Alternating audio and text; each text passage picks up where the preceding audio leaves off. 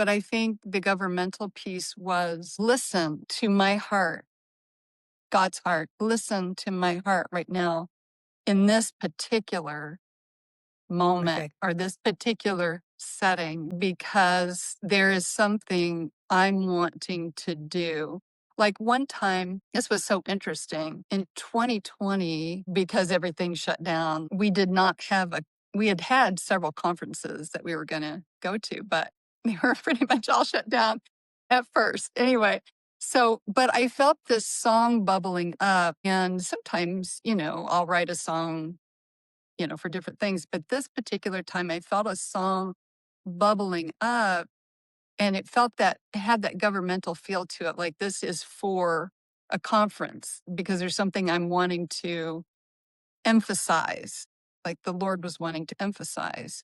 And I'm like, well, there is no conference coming, but I'm still going to write the song. And this was just in your time with the Lord, wasn't it? This was You just weren't songwriting.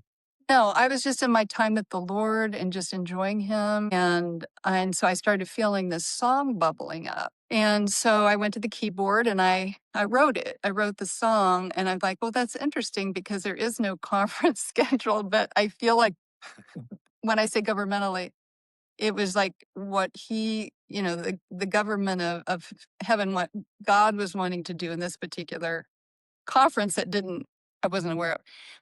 I finished the song, and what was it like? It was 1 hour.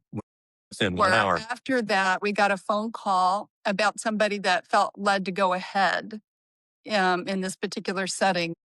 They felt the freedom to go ahead. And they said, I'm sorry for such last minute notice, but the conference is coming up in like 3 weeks. Are you available? Yeah. And Donna just writes this song Yeah. within an hour for that conference, and we didn't even know it. Which was just so kind of the Lord and just a confirmation. And so that was kind of like, I knew that song was going to be instrumental in what God was doing at that particular conference. And it became kind of the theme of the conference musically. Yeah. And a lot of the services, we kept coming back to it. And it was just amazing. Yeah. And I kind of think of also John 5:19. Jesus says, I don't do anything except what I hear the Father doing. And there's kind of a tie-in with, I think, how you experience that. Yeah, just really wanting him to have his way, of what he wants to do. He is, in Isaiah, he is, is it Isaiah 6? Anyway, he's the governmental, he's the true, he's our true government. So, or is Isaiah 9, I think.